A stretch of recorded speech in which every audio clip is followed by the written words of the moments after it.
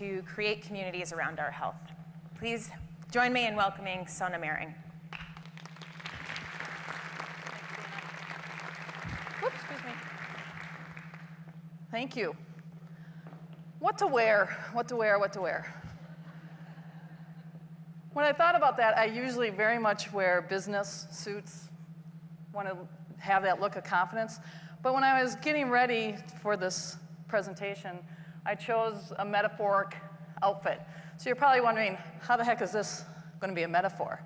So let's see if I can get there in the next 15 minutes. Cozy sweater, durable jeans, a little bit of attitude boots. And besides, I knew Patch was going to be here, so the bar was. What I'm going to talk to you about today is something that is just very profound and has been in my life. It started in 1997. And if you looked at Susanna's curve, 1997, remember the internet back then, probably had to dial up in AOL. Heard that sound.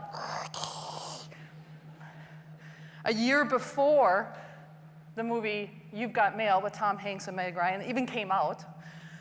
And that was when a friend of mine gave me a call. The husband's name was Darren. He called me, and he and his wife Joanne, who I knew was expecting a baby in about 3 months, he calls and tells me, we're in the hospital, Joanne is in serious condition. And Darren and Joanne are these couple that know everybody, relatives in Alaska, relatives in Switzerland, and they had this weight of telling people what's going on their shoulders. And I said, you know what, let me help you. Let me take that weight of trying to know what's going on and help you communicate. And so I always talk about how the same day their baby Bridget was born, that first CaringBridge site was born, instantly lifting the weight of letting everybody know what was going on. And not only lifting the weight, but replacing it with something that helped lift them up. I'm actually going to back up, and I want you to use the right side of your brain now. Susanna had us using our left side of the brain, lots of data, but I want you to use the right side of your brain and walk with me through a journey and imagine yourself in this situation. So last week you had a biopsy, serious stuff. Today, September 13th, you're going back to the doctor to find out the results of that biopsy. So you took the day off, you get in your car, you drive to the clinic, you're nervous as all get out, you park, you walk in, you get to the admissions, you tell them your name, and when you have your appointments, they probably have to verify your insurance information and your address, and maybe even your social security number. You sit down in the waiting room, you're nervous, you're trying not to bounce, maybe see some abstract art and try to interpret it. They call your name, you get into the room. The nurse says the doctor will be right with you. The doctor walks in, warm smile, nice handshake, and tells you those words that will change your life. You have cancer. Weight on your shoulder around, what do I have to do to get myself well? And you spend probably 15, 20 minutes talking to the doctor, making some decisions. That weight of immediate direct treatment is upon you. But then you leave the clinic and you get back in your car, you're numb still, and you're driving back, and all of a sudden, another whole weight goes on your shoulders. Oh my gosh, I got to start telling people. How am I going to communicate? How can I tell my friends and family what's going on?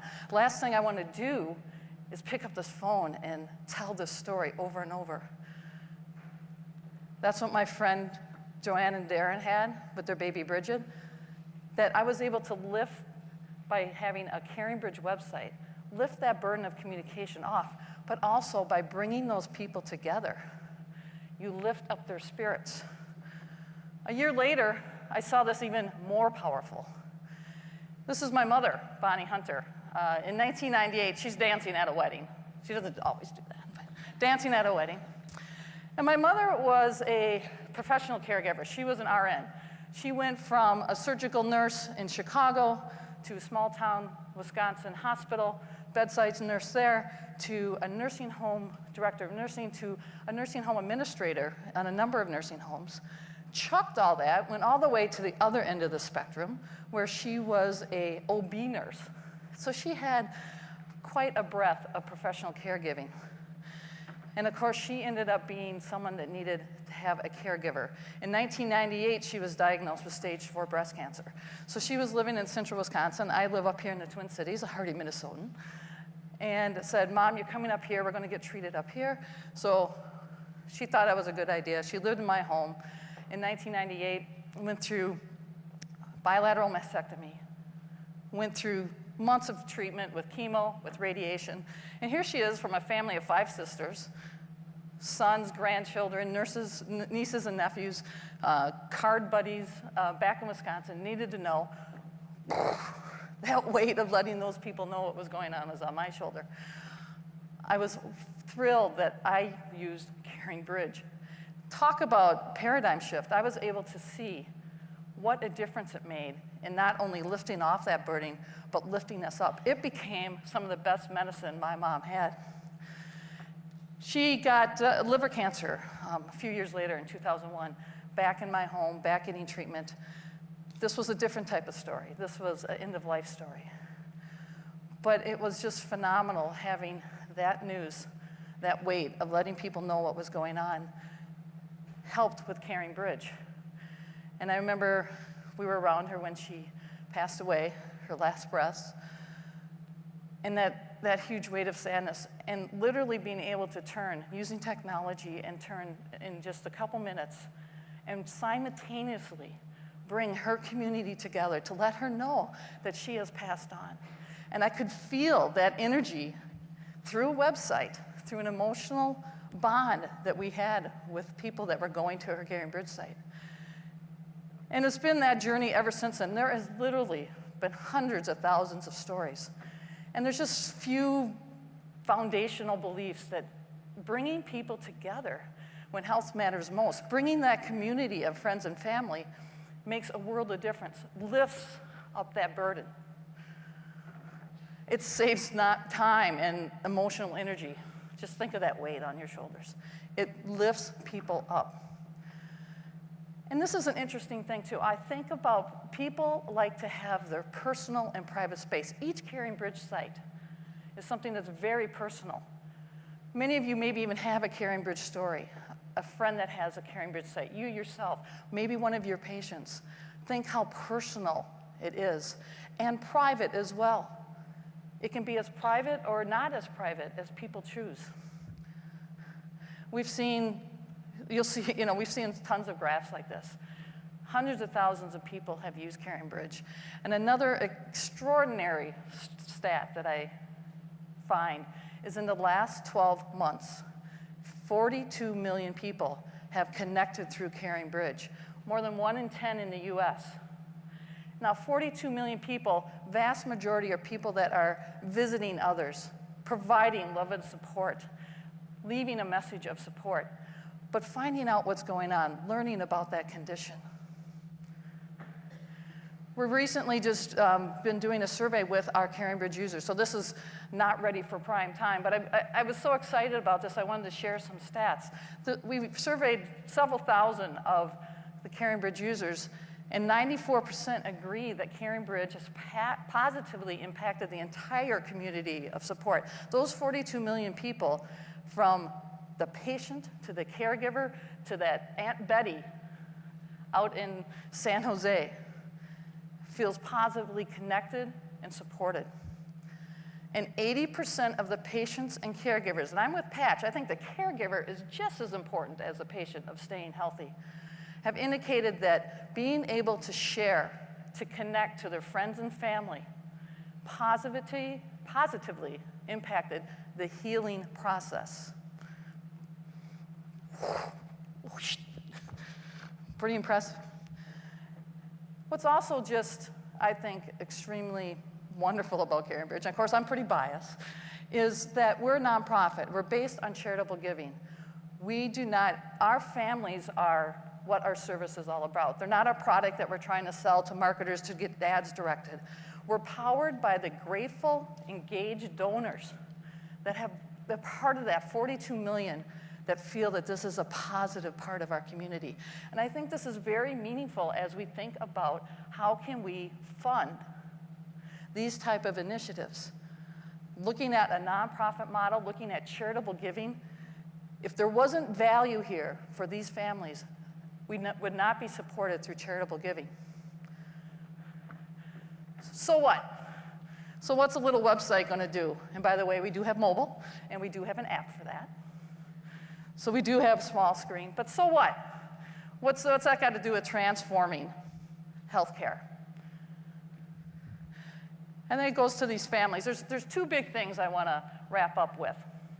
One is CaringBridge, or bringing people together, bringing their friends and family, and thinking about that second weight that gets on your patients, second weight that gets on your caregivers, bringing a tool, a service that's at www.caringbridge.org and other places that can bring together their friends and family is a significant part of what should be part of their care plan. Everybody here should be able to recommend CaringBridge. Take a poster back to your workplace. Think about your patients as you're prescribing. I love that prescription pad from the Boston where it was healthcare, it was their living conditions. I want to have a prescription pad for CaringBridge, or for connecting. How are you going to connect to your friends and family? How are you going to communicate? Here's some tools. So 12 months from now, I want to be able to say that CaringBridge is a part of almost every serious health challenge that's going out there. And we're helping lift, not off the weight, but also lift them up. The other big thing is, as I see these people, family after family, is I truly believe in the next top 5 years that the adoption of the technology at the consumer level, at patient and caregiver level, will explode. I think Susanna touched on it. It's these devices. There's many things that I think contribute to it. Before I get to my device in my pocket, which I'm sure many of you have a device in your pocket, but I look at generations. The older generation, I'll pick on Patch, the 65 or older, they've always viewed technology as something over here. They might use it every once in a while, but it's over there, it's a little scary, it's not familiar, but if enough people need to use it, they'll bring it in. My generation, we see technology, it's still very separate, but it's here and we like to leverage it and we see the value. The younger generation, my kids' generation, they don't know a difference. Technology is embedded. It's not something separate. Everything they do is about technology. They can't think about something without thinking about it through their iPad, through their iPhone. It's embedded in them. And we look at the adoption of social networking. That younger generation, that's all they know. If you looked at it 3 years ago, that was the fastest growing demographic in social networking, for example, with Facebook. The last 2 or 3 years, it's been this middle demographic. Fastest growing demographic in Facebook up to the beginning of this year was this middle group. You know what the fastest growing demographic in Facebook right now is? The Patch Adams and above. All right, maybe not Patch. Bringing these people together. So layer onto that, you got your generational look at technology. This age is getting better. Social networking, adoption, bringing it together. And then these devices that Suzanne touched on. When you leave your house, you leave 2 things. You leave your car keys, and maybe bus or subway ticket, and you leave with your cell phone. If you don't leave with your cell phone, you go back and get it. These devices are changing not just the US, but the world. Even in countries that don't have electricity, can have mobile coverage. This is bringing people together. And Suzanne's exactly right. People, when they're in this environment, want to share. Also, those tablet devices, the good old iPad, are changing the way people can interact with technology.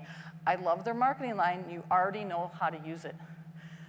For this demographic, being able to integrate with just a touch is phenomenal. That's why CaringBridge has an app for that. We know this is the leading edge.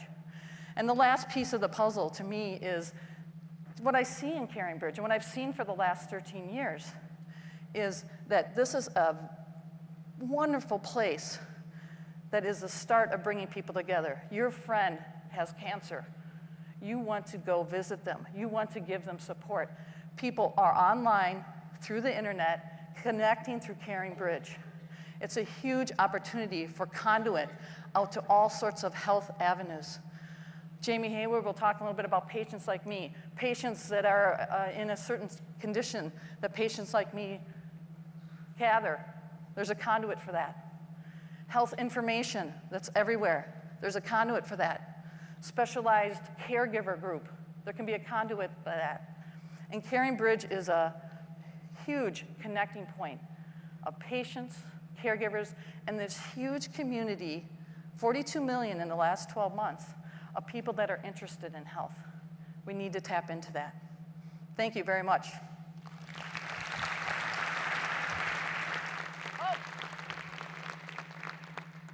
Anyone get the metaphor? Cozy sweater, durable jeans, a little bit of attitude. That's what CaringBridge could bring to your health journey. Sorry.